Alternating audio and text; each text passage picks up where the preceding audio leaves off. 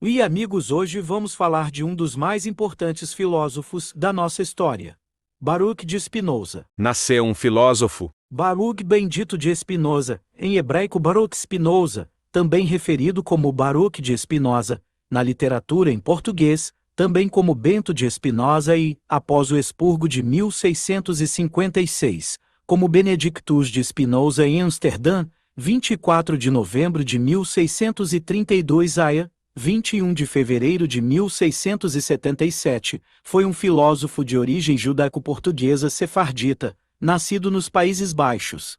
Filho de uma família perseguida pela Inquisição Portuguesa, que se refugiara na Sinagoga Portuguesa de Amsterdão. Baruch Spinoza é famoso pela identificação de Deus como natureza. Deus na concepção spinozista é entendido como a totalidade da realidade, também chamado de substância única, por ter infinitos atributos. Deus, sive natura, em latim.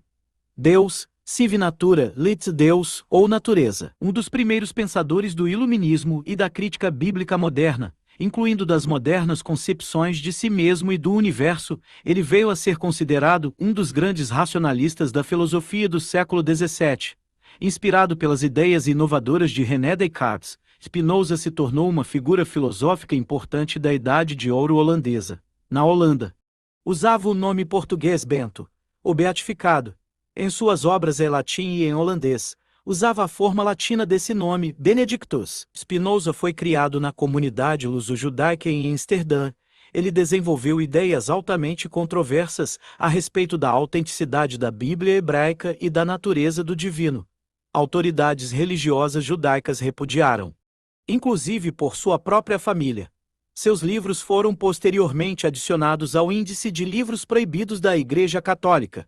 Ele era frequentemente chamado de ateu por seus contemporâneos, embora em nenhuma parte de sua obra Spinoza argumente contra a existência de Deus. Spinoza viveu uma vida aparentemente simples como um polidor de lentes ópticas, colaborando com Christian Huygens nos designs de microscópios e lentes de telescópio. Ele recusou recompensas e homenagens ao longo de sua vida, incluindo posições de ensino de prestígio. Morreu aos 44 anos em 1677 de uma doença pulmonar. Talvez tuberculose ou silicose exacerbada pela inalação de pó de vidro fino durante o polimento de lentes. Ele está enterrado no cemitério cristão de New Clark, em Iowa, no seu magnum opus, A Ética, publicado postumamente, no mesmo ano de sua morte. Spinoza contrapôs-se ao dualismo mente-corpo de Descartes. A obra viria a tornar-se um dos marcos da filosofia ocidental.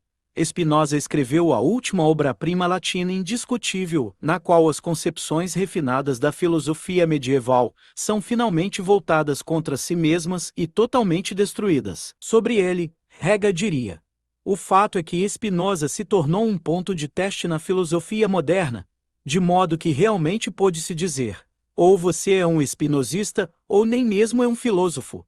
Suas realizações filosóficas e caráter moral levaram Gilles Deleuze a nomeá-lo o príncipe dos filósofos, um dos grandes filósofos racionalistas do século XVII, dentro da filosofia moderna. Já em seu tempo apontou importantes reflexões sobre os modos de vida dos seres humanos. Esses, com seus desejos insaciáveis, seus pensamentos prepotentes e suas ausências de conexão com a natureza, estabeleceram relações que, por si mesmas, julgaram importantes para suas vidas na Terra, mas que não passam de ideias falsas, ou seja, experiência de vida que não é determinada pelo conhecimento. Pensamento de Spinoza. Spinoza defendeu que Deus e natureza eram dois nomes para a mesma realidade. Zero a saber, a única substância em que consiste o universo e do qual todas as entidades menores constituem modalidades ou modificações. Ele afirmou que Deus sive natura Deus ou natureza em latim era um ser de infinitos atributos, entre os quais a extensão sob o conceito atual de matéria e o pensamento eram apenas dois conhecidos por nós. A sua visão da divindade fez tratar os mundos físicos e mentais como dois mundos diferentes ou submundos paralelos que nem se sobrepõem nem interagem, mas coexistem em uma coisa só que é a substância. Esta formulação é uma solução muitas vezes considerada um tipo de panenteísmo com influência cabalista, como em sua divisão da naturais. Spinoza era um racionalista e, por extensão, Fundamentou seu sistema sobre o acompanhamento intelectual do universo, como define ele em seu conceito de Deus. Spinoza também propunha uma espécie de determinismo, segundo o qual absolutamente tudo o que acontece ocorre através da operação da necessidade, e nunca da teleologia. Para ele, até mesmo o comportamento humano seria totalmente determinado, sendo então a liberdade a nossa capacidade de saber que somos determinados e compreender por que agimos como agimos. Desse modo, a liberdade para Spinoza não é a possibilidade de dizer não àquilo que nos acontece, mas sim a possibilidade de dizer sim e compreender completamente porque as coisas deverão acontecer de determinada maneira. A filosofia de Spinoza tem muito em comum com o estoicismo, mas difere muito dos estoicos num aspecto importante. Ele rejeitou fortemente a afirmação de que a razão pode dominar a emoção. Pelo contrário, defendeu que uma emoção pode ser ultrapassada apenas por uma emoção maior. A distinção crucial era, para ele, entre as emoções ativas e passivas, sendo as primeiras aquelas que são compreendidas racionalmente e as outras as que não o são. Pensamento de Spinoza. Para Spinoza, a substância é causa de si mesma. Ela é singular a ponto de não poder ser concebida por outra coisa que não ela mesma. Por ser causa de si, a substância é totalmente independente, livre de qualquer outra coisa, pois sua existência está em si mesma. Ou seja, a substância, para que o entendimento possa formar seu conceito, não precisa do conceito de outra coisa. A substância é absolutamente infinita, pois se não o fosse, precisaria ser limitada por outra substância da mesma natureza. Da ética, ele afirma: uma substância não pode ser produzida por outra substância, portanto, não existe nada que limite a substância, sendo ela, então, infinita. A substância é indivisível e conservaria a natureza da substância primeira.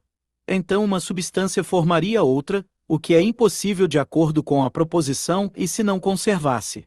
Então a substância primeira perderia sua natureza e deixaria de existir. A natureza de uma substância pertence ao existir. Assim, a substância é indivisível. Assim, sendo da natureza da substância absolutamente infinita existir e não podendo ser dividida, ela é única, ou seja, só há uma única substância absolutamente infinita ou Deus, apesar de ser denominado Deus. A substância de Spinoza é radicalmente diferente do Deus judaico-cristão, pois não tem vontade ou finalidade, já que a substância não pode ser sem existir. Se pudesse ser sem existir, haveria uma divisão e a substância seria limitada por outra, o que, para Spinoza, é absurdo, como foi explicado no parágrafo anterior. Consequentemente, o Deus de Spinoza não é alvo de preces e menos ainda exigiria uma nova religião. A natureza humana. Baruch Spinoza viveu em um tempo onde recebeu diferentes influências, um tempo de transição que marcava o início da modernidade. O filósofo teve que ser cauteloso na exposição de seu pensamento, porque muitos de seus colegas sofreram perseguição e foram até mortos. Para Spinoza, Deus e a natureza são uma coisa só, não havendo distinção entre eles. Essa concepção exclui ideias transcendentais e entra em choque com os que acreditam no direito divino para os reis, bem como com direitos naturais hereditários. Seu caráter naturalista exclui a ideia dualista de que haveria uma maneira natural de como as coisas deveriam ser. Muitos pensadores acreditavam que as coisas deveriam ser da maneira que são pela vontade de Deus. Essa é uma diferença importante no pensamento de Spinoza. Falecimento e legado de Spinoza. Morte editar. Morreu em um domingo, 21 de fevereiro de 1677, aos 44 anos, vitimado pela tuberculose. Morava então com a família Van den Spijt, em Haia. A família havia ido à igreja e o deixara com o amigo Dr. Meyer. Ao voltarem, encontraram-no morto. Encontra-se sepultado no pátio da Newkirk, em Haia, nos Países Baixos. Se gostou do vídeo, curte e compartilha. Obrigado e até a próxima.